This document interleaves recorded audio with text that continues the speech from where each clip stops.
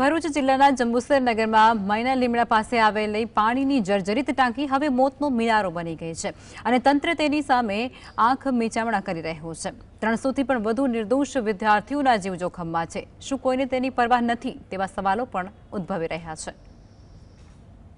ભરૂચ જિલ્લાના જંબુસર નગરના માયના લીમડા પાસે આવેલી પાણીની ઓવરહેડ ટાંકી હવે માત્ર પાણી સંગ્રહ કરવાનું માધ્યમ નહીં પરંતુ મોતનો મિનારો બની ગઈ છે।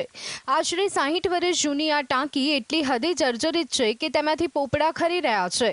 તાજેતરમાં એક વિદ્યાર્થી પર પોપડું પડતા તેનો આબાદ બચાવ થયો, ત્યારે આ વિસ્તારમાં 4 પ્રાથમિક શાળા આવેલી છે જ્યાં 300થી વધુ વિદ્યાર્થીઓ અભ્યાસ કરે છે।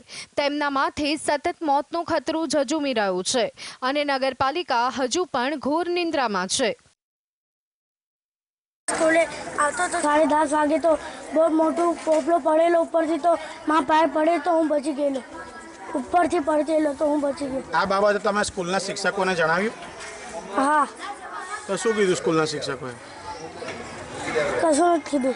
હા, આ ટાંકીને અમે ઘણી વારથી જોઈએ છે કે આના ઉપરથી નાના મોટા પોપડા પડે છે અને એકવાર અમને જોયું કે એક ગધેડા પર પોપડો પડવાથી ગધેડું મરી ગયું હતું।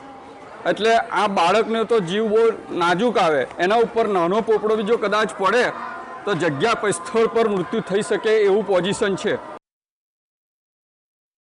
વાલીઓ દ્વારા આ બાબતે ઊંડી ચિંતા વ્યક્ત કરવામાં આવી રહી છે, જે સ્વાભાવિક છે। બહારથી પ્લાસ્ટરના થીગડા મારી અને ઢાંકવામાં આવેલી આ ટાંકીનું અંદરનું માળખું સંપૂર્ણપણે નબળું પડી ગયું છે। કલ્પના કરો, જો ચાલુ શાળા દરમિયાન આ ટાંકી ધડામ દઈ અને પડે તો કેવી ભયાનક હોનારત સર્જાઈ શકે છે। તેની જવાબદારી કોની રહેશે? તંત્રને કેટલી વાર રજૂઆત બી કરી છે પણ તંત્ર કશું જવાબ આપતી નથી। કાલે આવીને આ ટાંકી પડે, છોકરાઓને કશું થાય તો એનો જવાબદાર કોણ? અહીં કેટલી સ્કૂલો આવેલી છે? 3 સ્કૂલો આવેલી, 4 સ્કૂલો આવેલી છે। એની અંદર 3 છોકરા મારા ભણે છે। એ ટાંકીના બિલકુલ બાજુમાં છોકરા જમવા બેહા છે। આવીને ટાંકી પડી તો એનો જવાબદાર કોણ રહેશે? જંબુસર નગરપાલિકા તંત્રની કાર્યપદ્ધતિ પર ગંભીર સવાલો ઊભા થઈ રહ્યા છે। ટાંકી જર્જરિત હોવાથી તેને ઉતારવા માટે કોન્ટ્રાક્ટ પણ આપી દેવાયો હોવાના અહેવાલ છે, પરંતુ આજ દિન સુધી એક ઈંટ પણ હટાવવામાં આવી નથી। નગરપાલિકાની આ ધીમી અને બેદરકાર કાર્યવાહીથી વિદ્યાર્થીઓ અને વાલીઓના જીવ તાળવે ચોંટ્યા છે। ત્યારે સવાલ છે કે શું કોઈ મોટી દુર્ઘટના ઘટશે ત્યારે જ તંત્રની ઊંઘ ઉડશે?